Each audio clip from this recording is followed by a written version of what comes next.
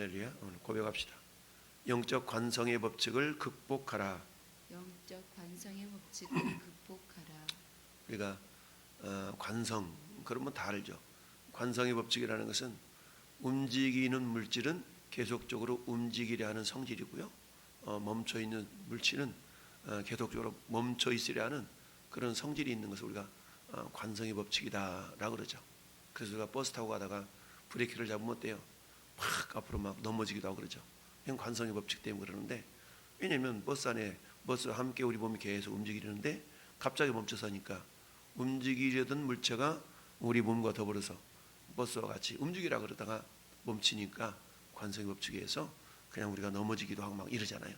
그러니까 손잡이를 꼭 잡으세요. 뭐 안전벨트면서 이게 전부 다 관성의 법칙을 이기려고 하는 그런 모습들인 거죠. 자, 오늘 말씀의 제목이 영적인 관성의 법칙을 극복하라라는 얘기인데요. 북쪽 이스라엘 마지막 왕이 호세아라고 그랬죠. 호세아. 여러분, 호세아라는 이름의 뜻은 여호수아, 호세아, 예수와 예수 다 같은 의미거든요. 그건 뭐예요? 구원자라는 뜻 아니겠어요? 이스라엘을 정말 구원해 내야 될 그런 왕이었던 호세아는 결국 아수라하고 처음에 손잡고 뭔가 좀 해보려고 반역을 일으켰다가 아닌가 봐 해서 다시 또 애굽을 손잡고 그러다가 오히려 아수리에게 정복당하고 멸망을 당하고 말죠. 근데 그것도 끝이 아니라 이 아수르라는 제국은 한마디 말하면 어떤 나라를 정복해서 완전 말살시키는 그런 정책을 편 게 아니고 한마디 말하면 통합 정책을 폈었어요. 예전에 우리나라 일제 36년 동안 일본이 한국을 침탈한 이후에 어떻게 했습니까? 내선일체, 내선일체라는 말을 썼잖아요. 그러니까 일본과 조선은 하나다, 내선일체라는 말을 써가면서 하나니까 어떻게 해야 돼요? 말이 하나야 되잖아요. 그러니까 우리말을 쓰지 못하게 하고 일본말 쓰고, 그리고 이름도 전부 다 일본말로 이름을 다 만들게 했잖아요. 그러다 보니까 36년 동안이나 한글 쓰지 말고 일본말 써라 그러니까 여러분 10년이면 강산도 변한다는데 36년 동안이나 일본말 써라 한국말 쓰지 마라 그러니까 많은 우리 한국인들이 그야말로 한국의 어떤 정체성을 잃어버리는 그런 일들을 또 갖게 되었고, 그 영향력이 오늘날까지 있는 걸 보게 되잖아요. 그러니까 일본의 잔재라고 표현할 수 있는 그런 모습들이 거의 지금 100여 년이 흘렀지만 지금도 어때요? 우리 주변에는 뭐 일본 그 언어의 영향이 굉장히 많이 있잖아요. 야, 우리 한 잔 이빠이 마셔. 한 잔 가득이, 이빠이로 한 잔 가득이. 뭐 그리고 또 막노동판 같은 경우는 대모도 뭐 이런 것도 전부 다 일본 말이잖아요.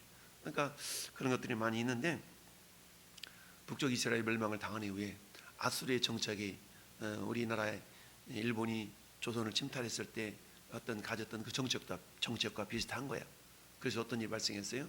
아수르가 정복하고 있었던 각 지역, 각 족속들을 데려다가 사마리아에 다 또 세우고, 사마리아에 있었던 그 우리 이스라엘 민족들은 또 아수르로 다 끌어가고, 이러다 보니까 사마리아 지역 자체가 어쩌면은 혼혈이 되어져 버리고 말았죠.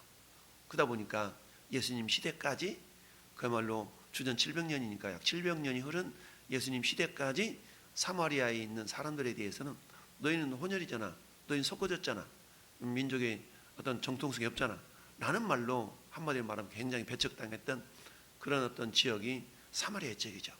그러니까 유대인들과 사마리아인들은 서로 상종을 안 할 정도까지 그렇게 되다 보니까 예수님이 사마리아 여인에게 찾아가서 물 좀 주라 이렇게 얘기했을 때, 당신은 유대인으로서 어찌 사마리아인 여인에게 물 달라 그럽니까?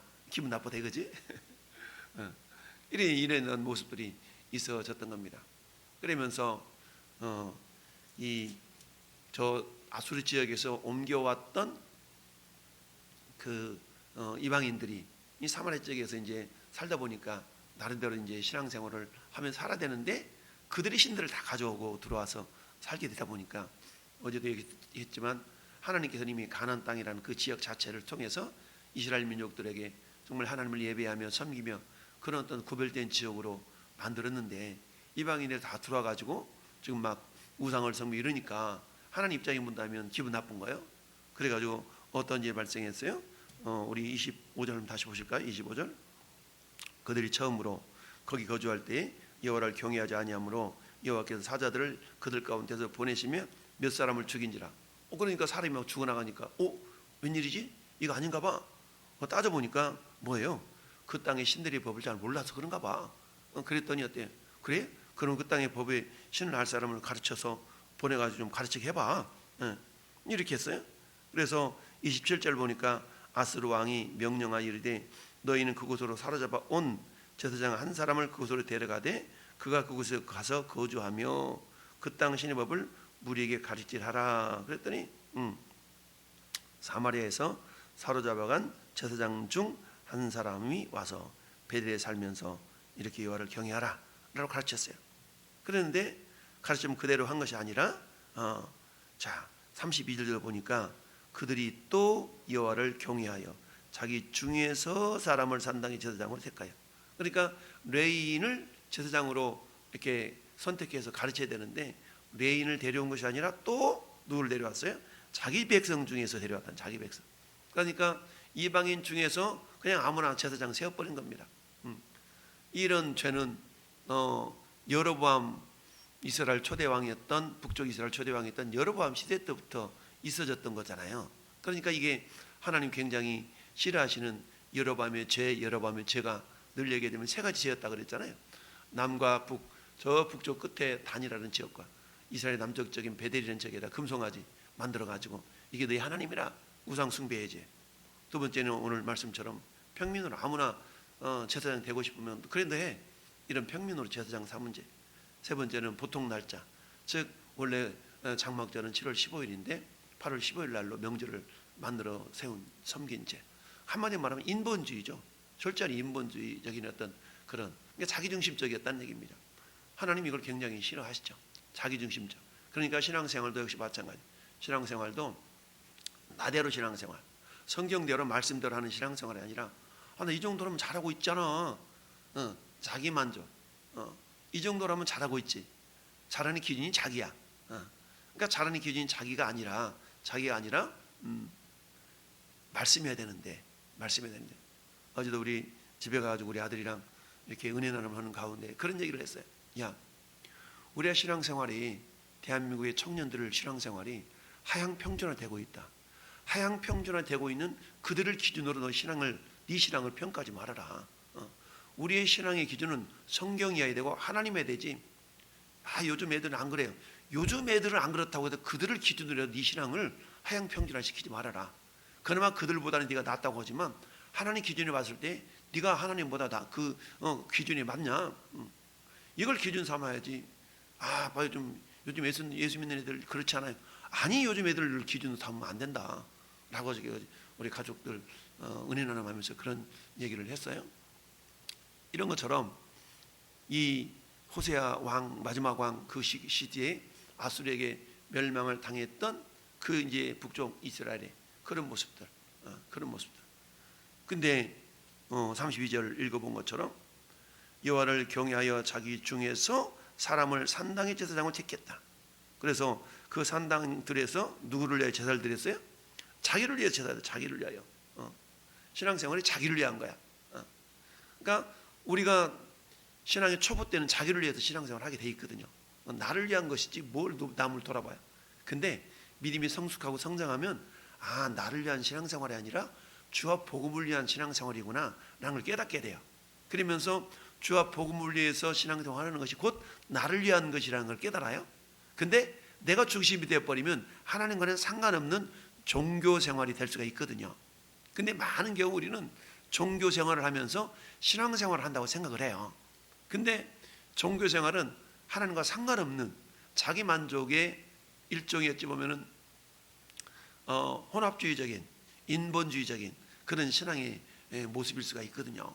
그것은 겉모양으로는 신앙생활을 하는 거야. 근데 하나님 보실 때는 그것은 신앙생활이 아니고 종교생활이지. 종교와 신앙의 차이는 뭐야? 보통 우리가 말하는 신앙생활이라는 것은 하나님 중심으로, 말씀 중심으로서의 어떤 그런 삶을 말하는데, 보통 우리가 종교생활이라는 것은 자기중심적인 걸 말하거든요. 근데 대부분 많은 사람들이 우리가 예수를 믿어도 자기중심적인 그런 어떤 신앙생활을 하는 경우가 있죠. 근데 이것은 신앙의 초보라고 말씀드릴 수가 있어요. 그런데 신앙의 초보라는 것은 어때요? 단계를 거쳐서 장성한 신앙으로 올라가야 되는데, 그런데 사도 바울이 너희가 어느 때까지, 또 히브리서에도 보니까 너 맨날 신앙의 초보만 걷고 있냐, 좀 부드러운 음식만 먹고 있냐, 딱딱한 음식도 먹어야 되지 않냐 라고 하고 있는 이유가 그런 거거든요. 그러면서 산당들에 자기를 위하여 제사를 드렸다. 그리고는 33절 혼합주의 신앙을 봅시다. 33절 보니까 이와 같이 그들이 여호와도 경외하고 어디서부터 옮겨왔는지 그 민족의 풍속대로 자기들 신들도 섬겼더라. 이게 종교 혼합주의거든요. 우리가 흔히 우스갯소리로 그러잖아요. 하나님께도 기도하고 부처님께도 기도하고 둘 중에 하나 뭐 걸리기만 하면 되잖아 이러면서 그런 경우 있잖아요.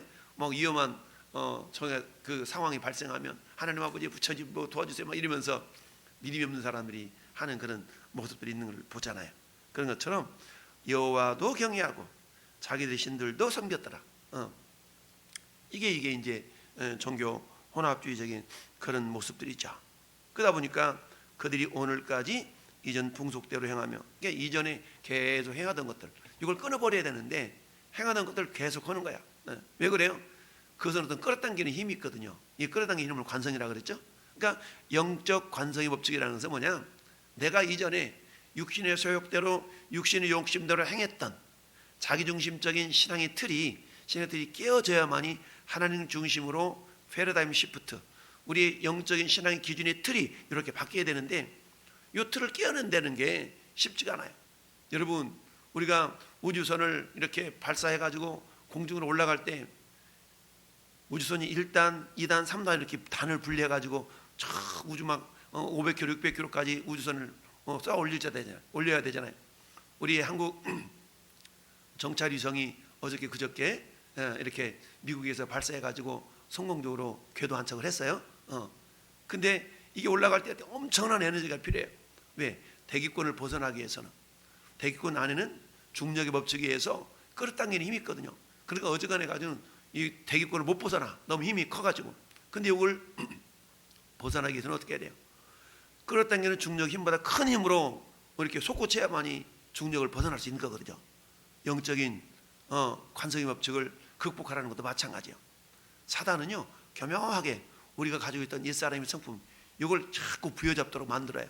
그러니까 옛사람의 성품은 육신이 편한 대로 내가 이전에 섬기던 대로 그대로 하기를 원해. 근데 하나님은 옛사람의 옷을 벗어버리고 새 사람을 입었지 않냐.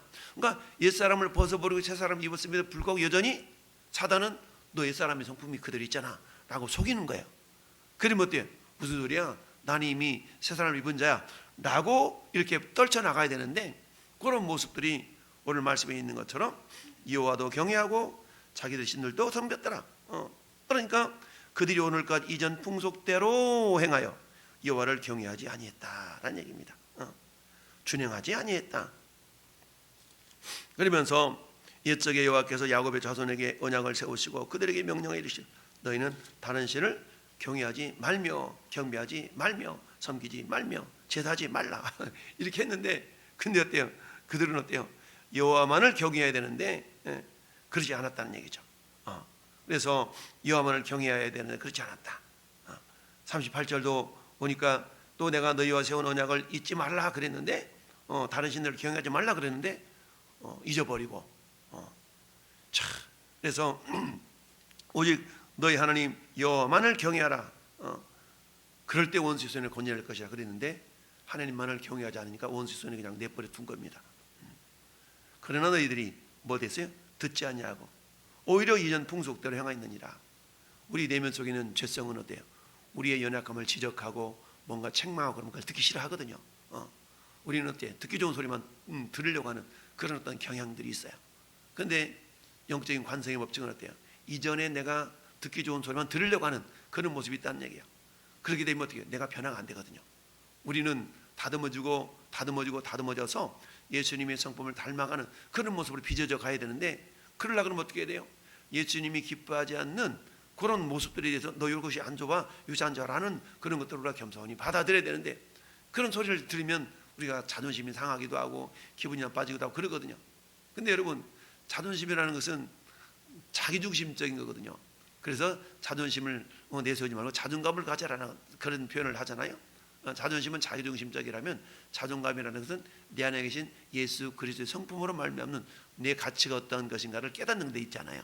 그러니까 그니 말해서 만 원짜리는 구부러져도 만 원의 가치가 있고 찢어져도 만 원의 가치가 있는데 우리는 이 겉모양을 통해서 막 자기 자신을 막 자존심을 세우려고 하는 그런 모습들이 있잖아요. 이것은 옛사람의 성품이고 자꾸만 나를 어때요? 자기중심적인 모습으로 이끌어내려고 하는 어떤 그런 관성의 법칙의 모습이다라고 말씀을 드릴 수가 있습니다.